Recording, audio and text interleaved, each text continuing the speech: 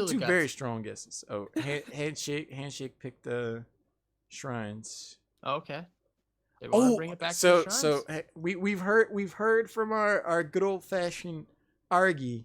He said, "Is it bad that an old fashioned is one of my favorite drinks? Sealed, locked in for good. Wait, I didn't even know that was a drink. I thought. Never mind. Good Wait, I didn't know old that was a thing. fashioned. Educate yourself, good sir. You could learn something. Gosh, Good old dang it. fashioned Argy likes old fashions. That now see, that's serendipitous. But to answer your question, my favorite spray is the animated thumbs up. Ah, okay. It is one of the most passively savage things you can do to somebody in this game. There have been a so this is a real game. This is a real game. So I'm playing Rhaegar. It's on Towers of Doom. So I'm out here living my life trying to get this altar. Lo and behold, a Zeratul emerges from the brush and attacks. He attacks me. And would you know that I managed to 1v1 this Zeratul in his face and on his corpse, Kala? I dropped Did you spray it? animated thumbs up. Great job. You were so toxic. Good try. Better luck luck next next time. time. Yes.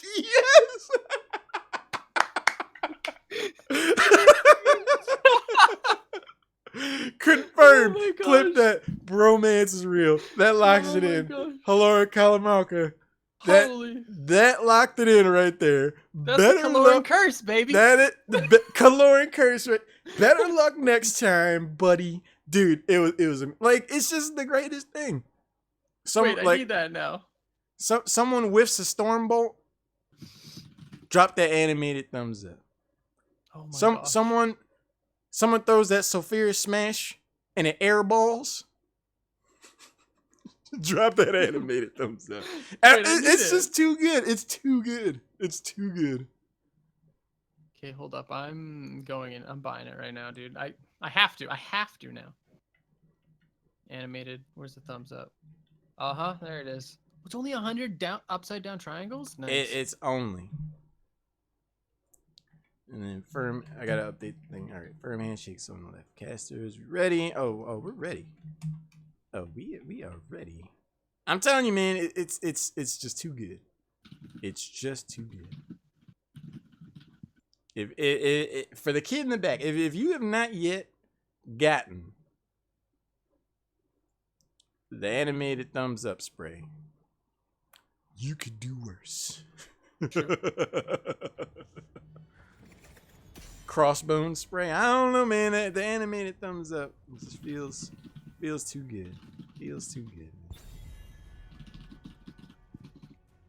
This is what I'm talking. But all right, over on Array, we got the members of Blank. They enjoy the luxury as the first pick, first band. They'll be taking on Firm Handshake, which will be on the left. And if they've done any research at all, they might want to consider banning a hero named Zeratul. Yes. The Void is just not something they want to deal with right now. Let's get honest. Let's be completely honest.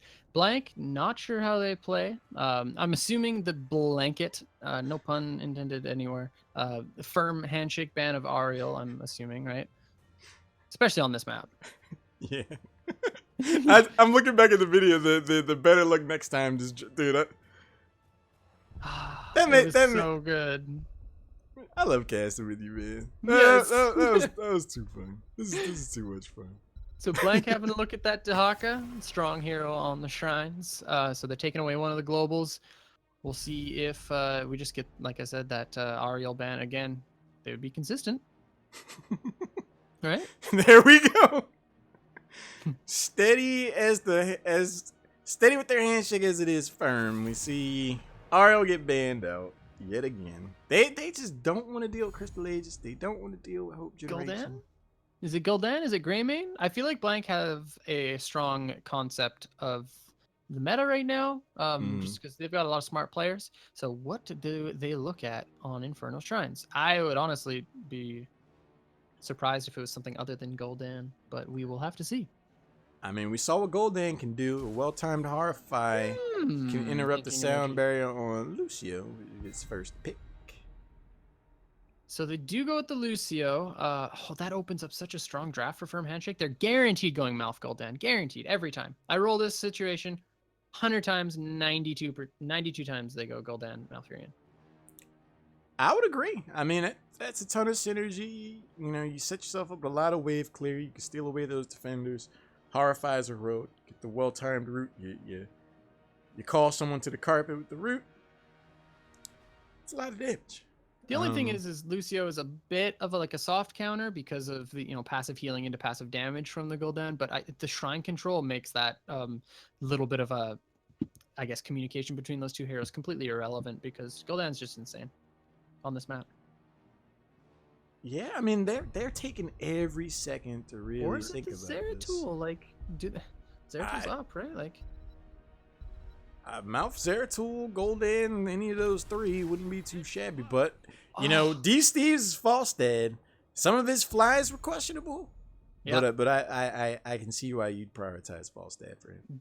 They bank on that macro play, right? Like they're actually really smart when it comes to macro. I've really been appreciating a lot of their calls. The Cursed Hollow was like the only map where I was like, I think you guys could use a little bit of work here. But they played it safe. They won the game. That's all that matters, right? So we see the Vala and Zarya picked up for blank. They're looking at controlling that shrine. They got the passive healing, and then shields coming through for Lucio, plus the Zarya shields as well.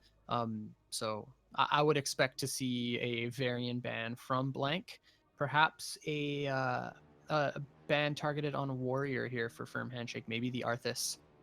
Yeah, I mean Arthas hasn't made it out of second ban phase at all tonight.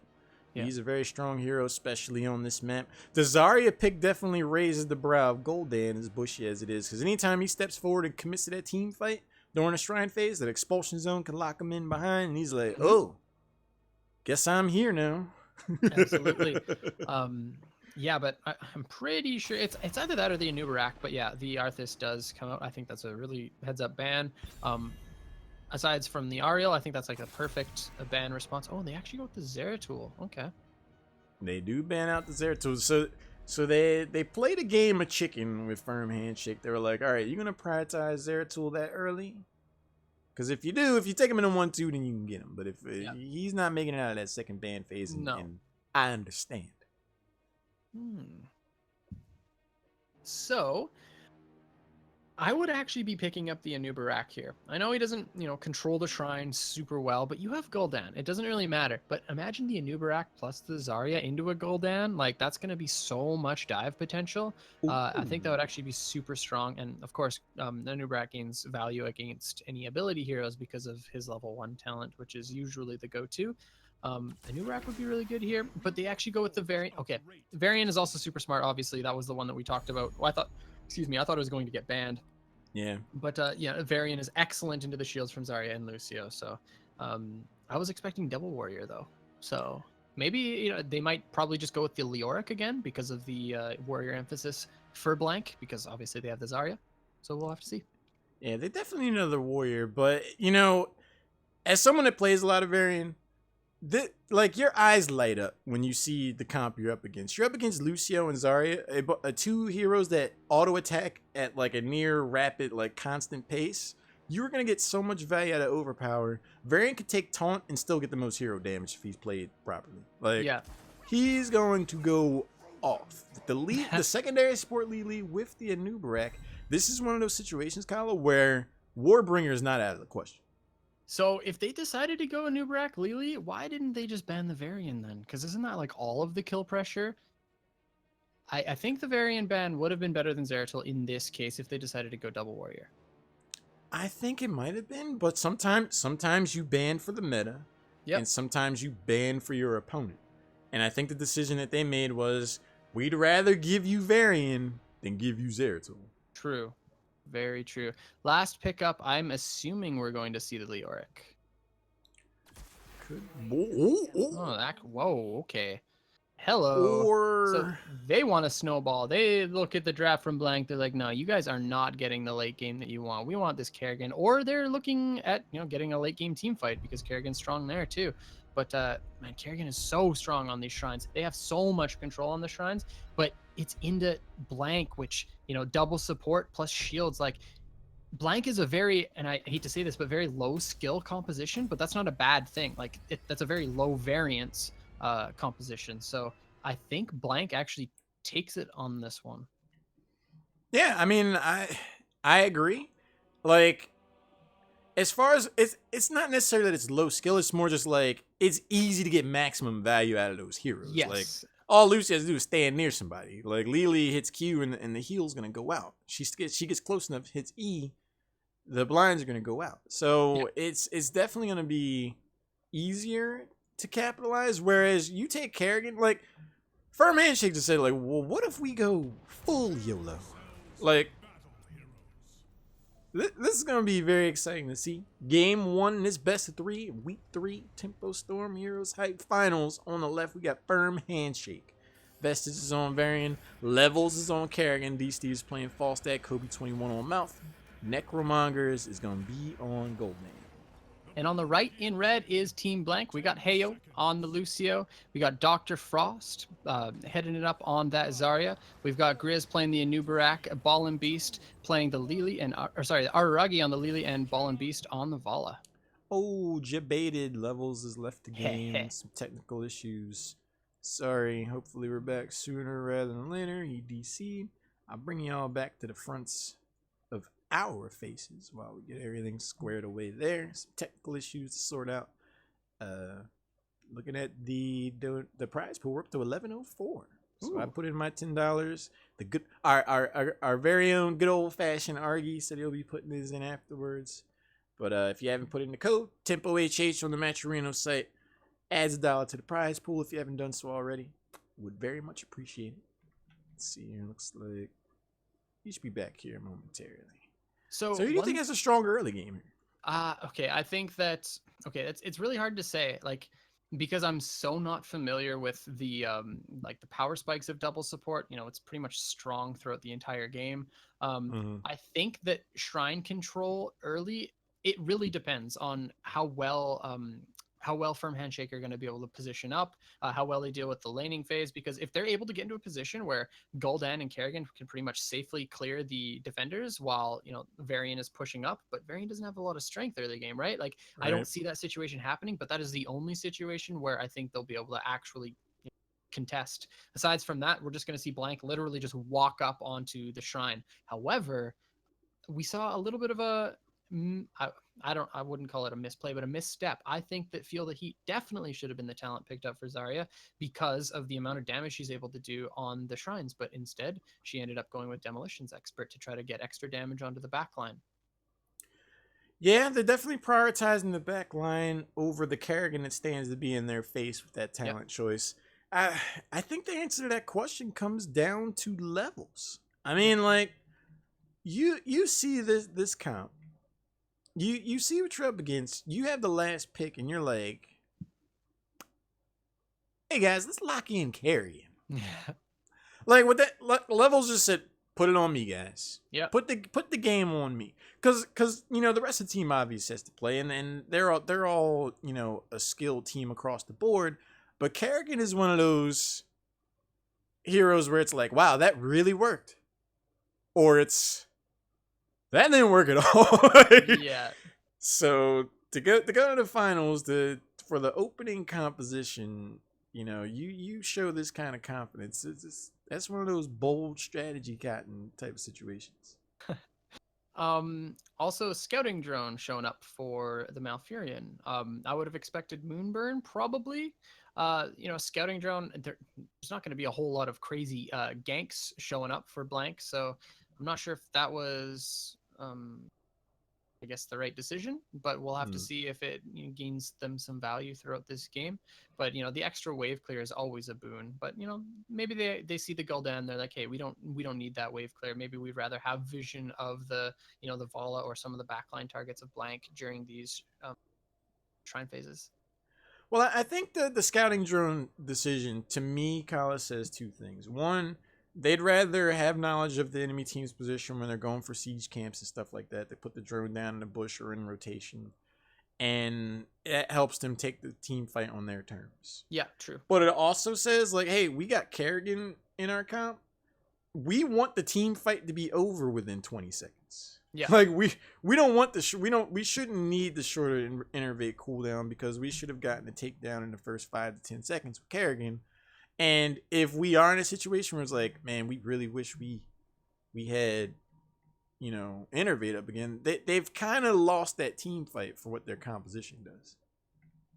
Very true. It looks like levels on the Kerrigan is back into the game, so we are ready to start everything back up.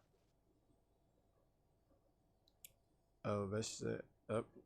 Good old fashioned Argy, Got hero him. of the day, getting the game going again. Everybody say thanks, Argy.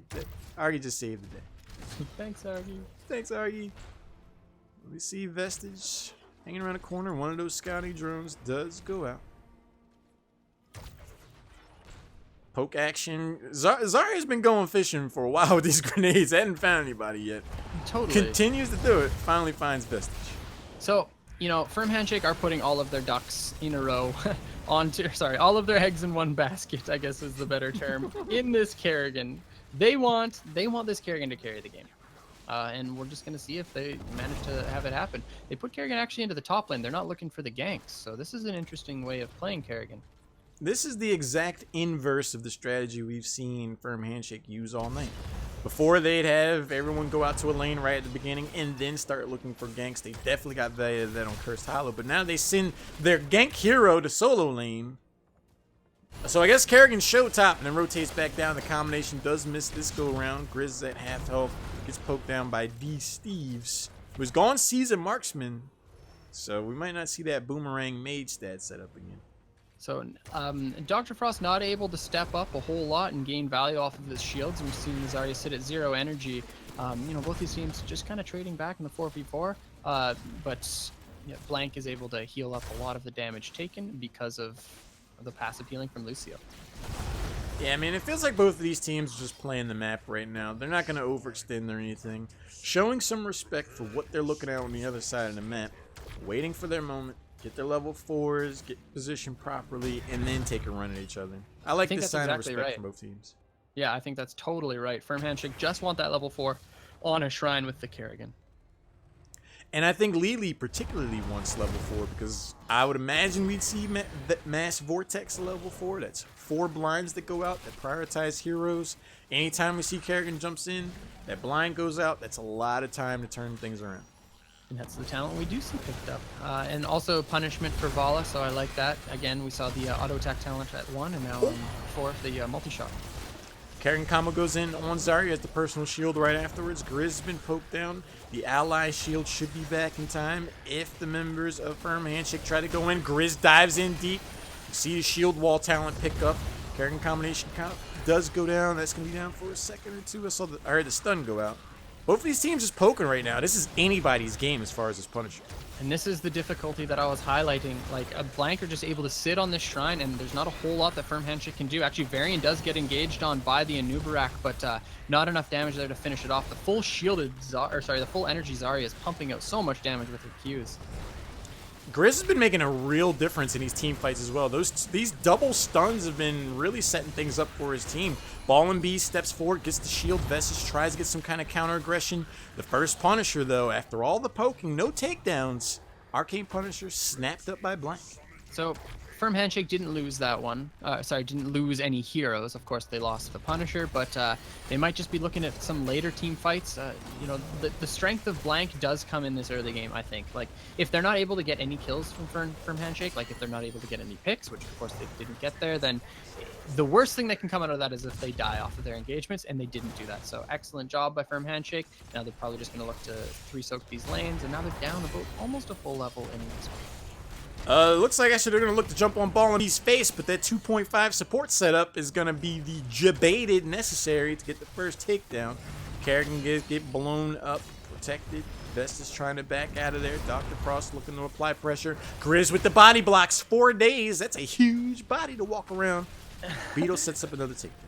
And I literally just said that the best thing about that for Firm Handshake was the fact that they didn't lose any heroes. Now they lost a hero. Now they're going to lose a camp.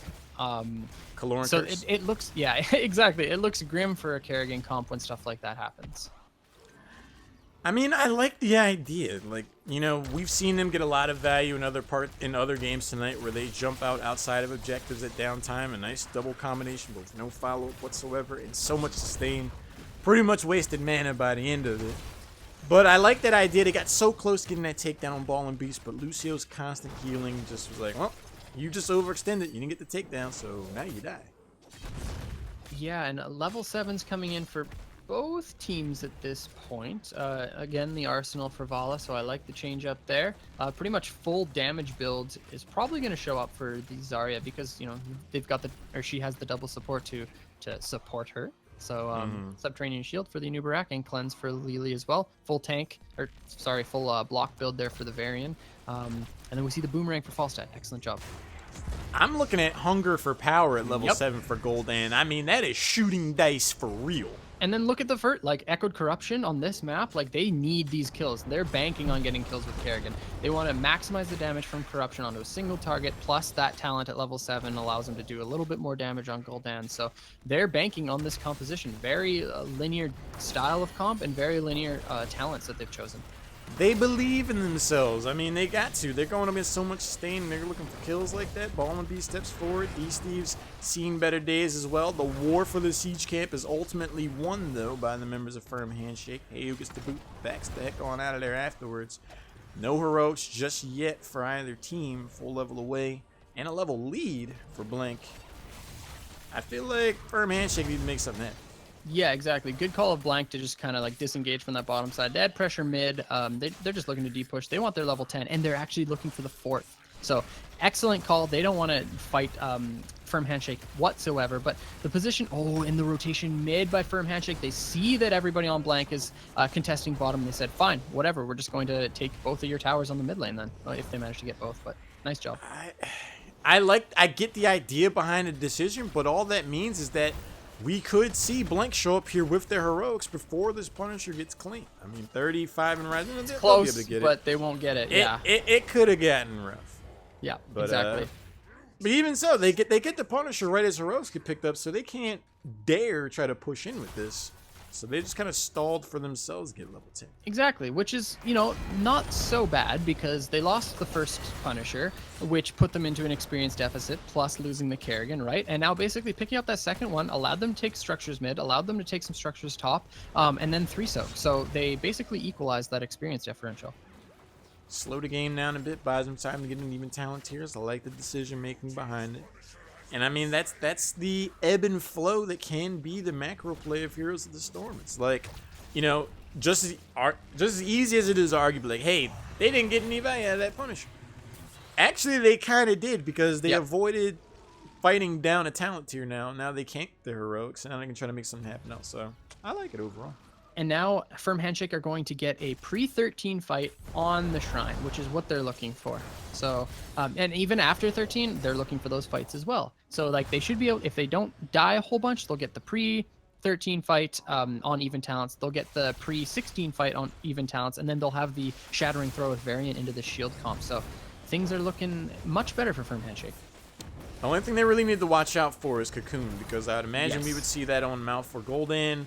And that could be the difference maker between a team fight being won or lost. When you're going up against two supports and Zarya, having your only support in Malfurion get locked up, that could be tough. Ooh, these teams are just trading these structures. Again, these open up massive opportunities for teams late game, especially with a Kerrigan. Oh, and actually, Firm Handshake are looking to contest this bottom keep wall, so they want more off of it. And we do see the backs coming in for Blank on the top side. So nice job by Firm Handshake just to walk up and say, hey, if you don't back right now, we're going to take this. And now they're going to be able to walk top and maybe even de-push this Fallen Shaman camp before it gets to the fort. Oh, no, they're looking They might have set themselves up for an interesting time. Grizz decides not to burrow in and try to contest that camp. Taunt goes in. Vestas tries to back away. The nice route for the disengage, but there's the Cocoon. Next to no value, though, right as the Shrine phase activates. If I'm Firm Handshake, I love what just happened there. Genius, absolutely genius. So smart. What they like, that was actually incredible because there was the top camp pushing for blank and they were threatening the fort. So instead, firm handshake was just like, fine, we'll take bottom fort and then pressure the keep wall. And it forced blank to back. So they got absolutely nothing off of that trade. And look at the experience now, Lauren. Yeah, I mean, they've managed to catch up. They lost more damage on that top fort than I thought they would have, so that's not necessarily the greatest thing. But to not worry about Cocoon at the initial stages of this team fight will definitely do them favors. They can try to take this team fight now before level 13 becomes a factor. They can make something happen. Ooh. So there is an engagement going on, and actually Kerrigan diving in, and Heyo goes down, and so does Kerrigan, and the Gust comes out as well. But both teams are just looking to equalize this team fight. Man, what an explosive beginning to this fight. Exactly. I mean, both teams trading barbs. Kerrigan and Lucio are going to hang back at their base for a few seconds after they respawn. 12 defenders to 2, but now look at this, Kyle. Level 13 gets picked up, so now it's definitely going to be advantage. Watch for the Cocoon re-engage. There it goes. We see Araragi eats a boatload of damage. Grizz burrows in. D-Steve's arguably caught Fort. Faust starts to back away. The Cocoon on one member is going to leave Kobe 21 in a weird spot. He gets caught for it. Throws out the Twilight Dream. Gets taken down. But here comes the members of Firm Handshake. They rally back the hard way with 2 takedowns, and they're looking for more.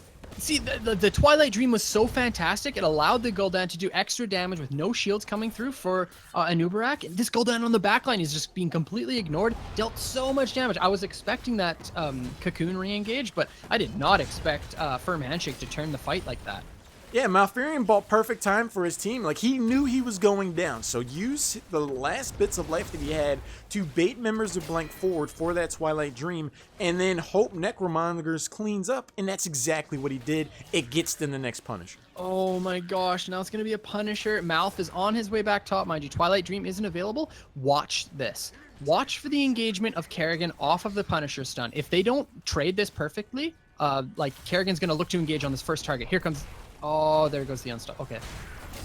Ooh, Mighty Gus is going to isolate Ball and Beast and Grizz. The Cocoon does go down, though. Ball and Beast, low on health, completely out. He goes down. D-Steve's backs away, avoids the uproot impale. He stays alive. Kerrigan combo goes in on Heyu.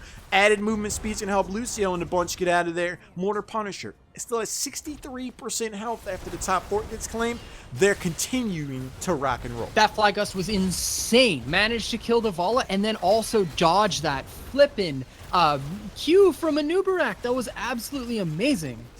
They get the top keep wall for the trouble as well. Grizz almost faked like he was going to burrow in. Decides to let the members of Firm Handshake back out. And Kala, I am just so impressed with the play from Firm Handshake right now.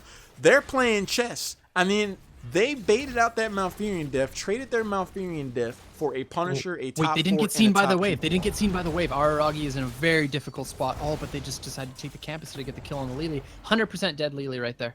Oh, yeah, they could have rotated around and definitely And go for some adventure. They can still do this if he gets in the charge range. If that taunt goes in, D-Steve flies in. Aragi, I'm sorry, man. That panda gets blown away. And now they're just going to look at this mid. Like, there's 2 showing mid for blanks. Or, sorry, this bot. 2 showing mid for blank, and they just decide, Firm Handshake decides to push bottom and take that the tower. So, smart play by Firm Handshake. Lily showed way too far in that lane by herself, and they rotate bottom, get the free kill. Firm Handshake says, witness our growth.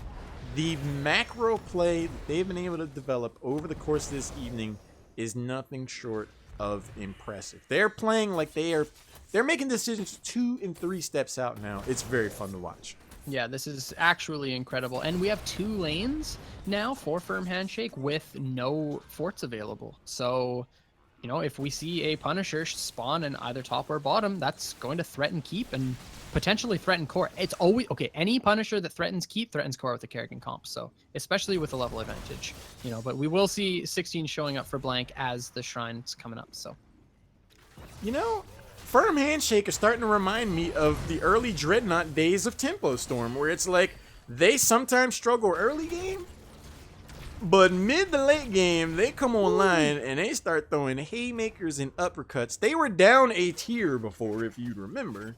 Yep. And now they're the ones enjoying tier advantage. They're the ones making moves.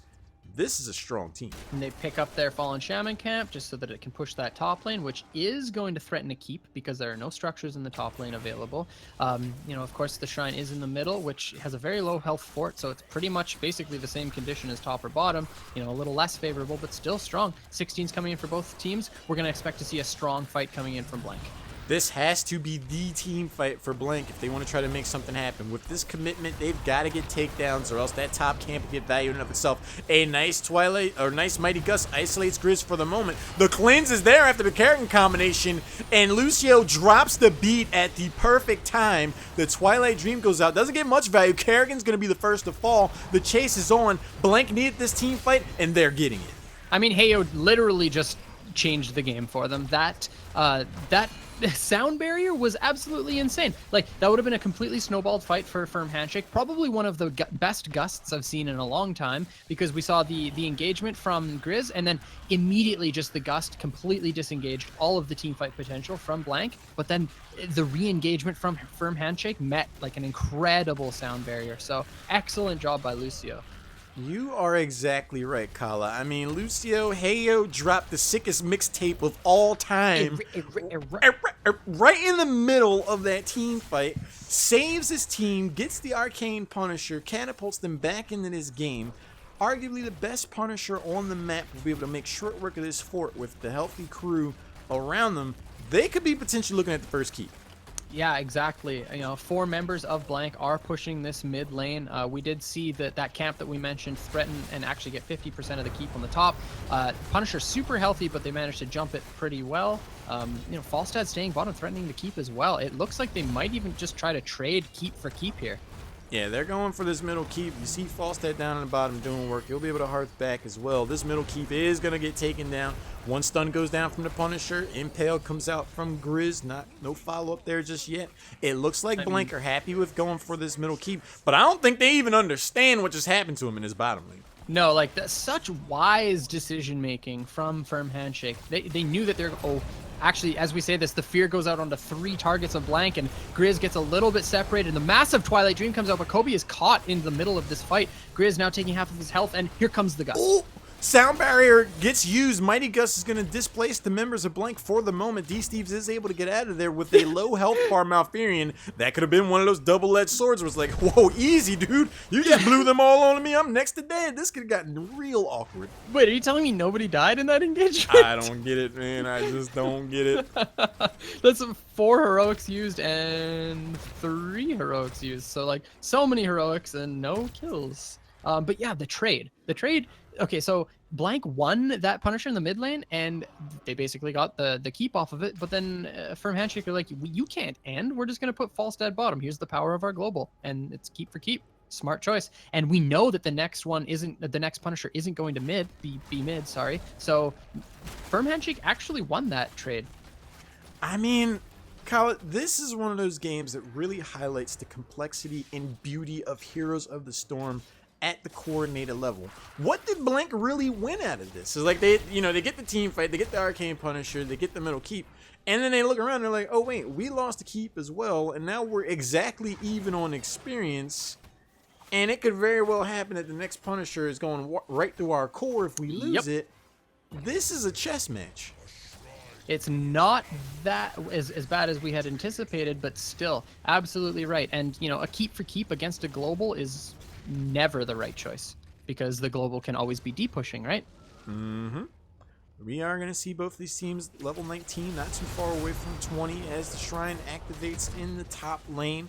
Bruiser Camp was already picked up on the right side of the map, so if Firm Handshake feel froggy enough, if they get the upper hand in this team fight, they are the caliber of team to get 39 defenders, get this Bruiser Camp weight, and then push with the Punisher. But Grizz and the crew identify potential shenanigans, venture to the other side of the map, find Vestige and the boys. No takedowns. So, okay, so we saw the positioning from Blank there. They actually want the pre-20 fight, and I'm not sure why.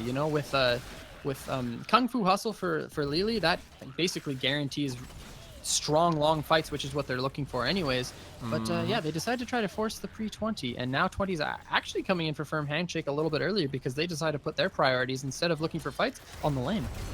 Well, now they are looking for fights to get Grizz down about half health, and look at that damage. Soundberry is going to be there in the nick of time. Jug of 1,000 Cups goes in as well. Grizz is trying to burrow, get something happening. Impale the long way lands on levels, but no follow-up just yet. Expulsion Zone isolates 2 members, forces out the Mighty Gust. Necromongers could have gotten cooked. 20s though. No takedowns just yet. 20s though coming in for Firm Handshake. Are we going to see a re-engage? It could very well be. Level 20 will be here a hair early for the members of Firm Handshake, and they're looking to turn. They want to fight now, and Blank is like, actually, hold please. They have such a small window, plus they have 3 catapults on the bottom lane. Firm Handshake are looking to push in here and try to close out this game. This is starting to become one of those checkmate style of situations where the longest team fight goes, this is going to heavily favor the members of Firm Handshake. Grizz has to burrow out of there. We do not see Sound Barrier up just yet for the members of Blank.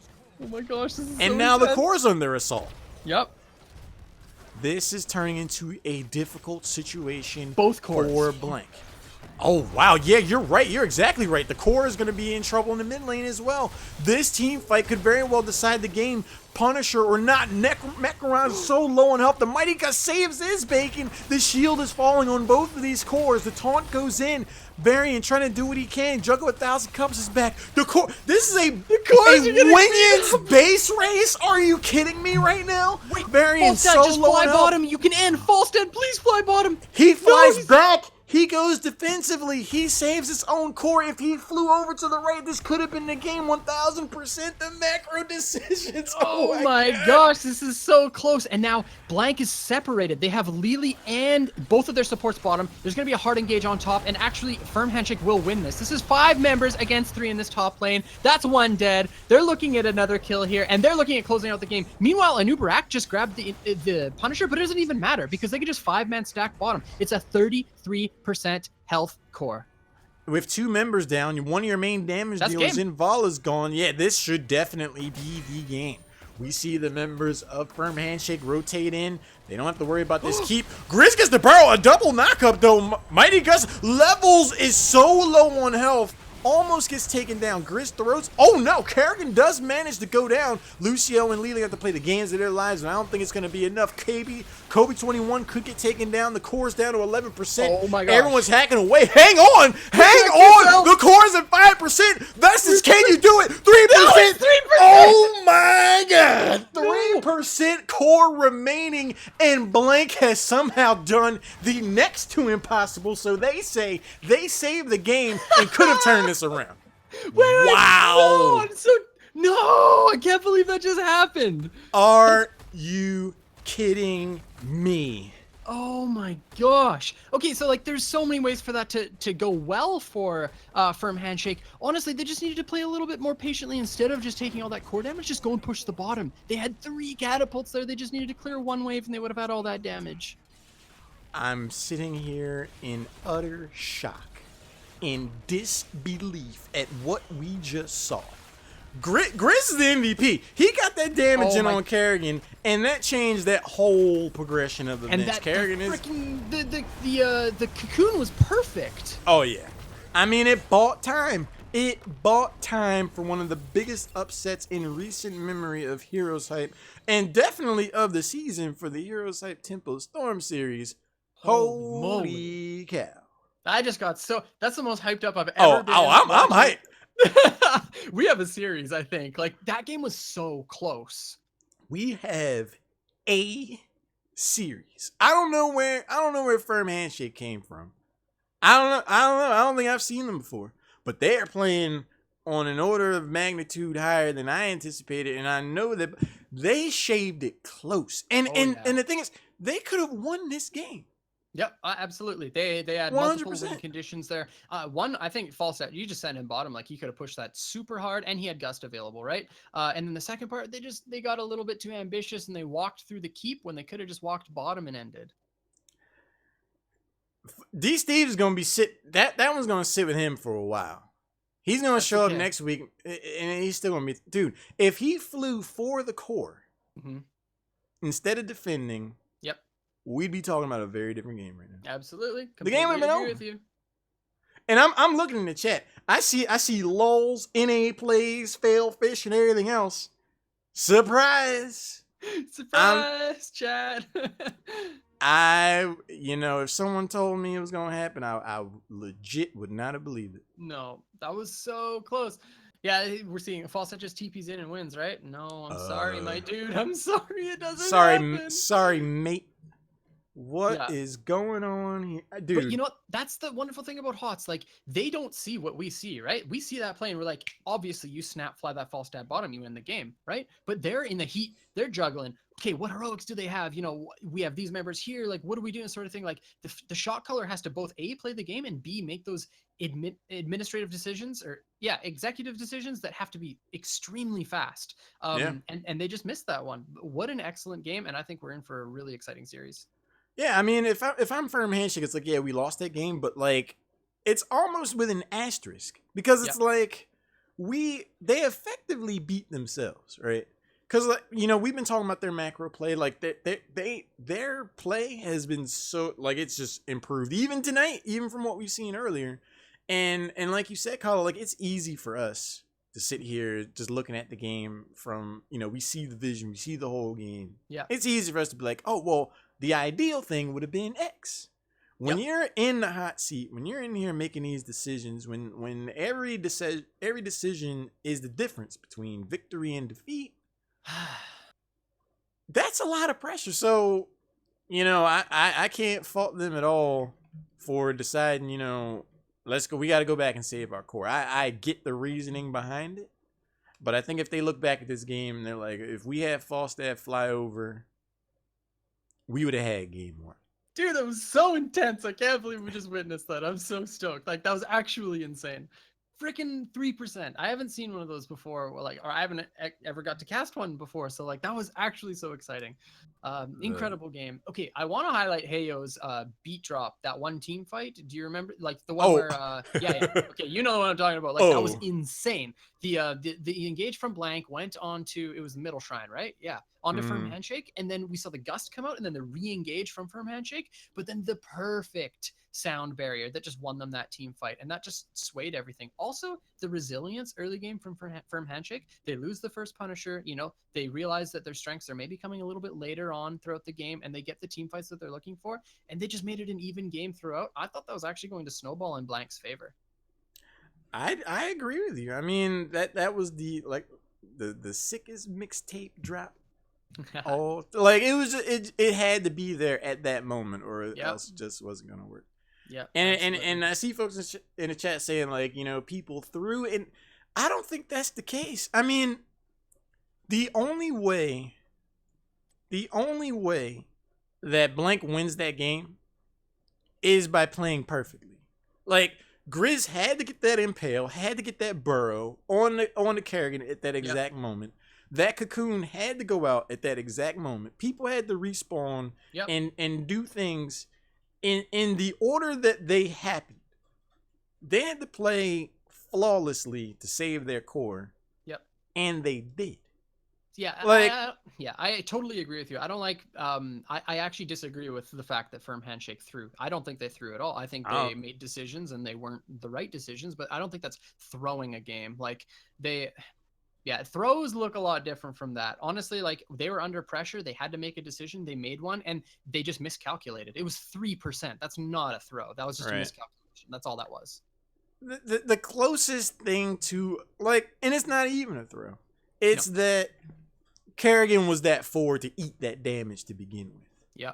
But what that says to me is that these teams are so perfectly balanced against each other that, like, those tiny decisions are the difference between winning a game and losing it. And that, to me, isn't throwing.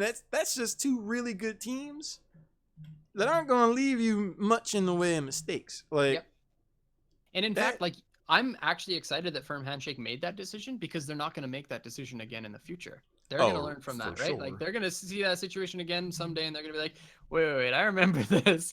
We're just going to send false dad bottom. Like, we remember this. Yeah, they'll never forget that one. Yeah, exactly. And it's weird how they didn't do that, though, thinking in hindsight, because do you remember when they traded keeps and they sent false dad bottom? Like, they understand the value of the pressure that false dad can put, but obviously, they were in the heat of the moment, man. What an intense game. Intense. I mean, this you don't see this kind of excitement you know, just anywhere. Like that was really impressive to see. Hang on, I gotta move stuff around because I'm good at this and I know what I'm doing. I just like made the text like super big for some reason. For a firm handshake. Oh, well, now it's like super stretched out. All right, I gotta reset this.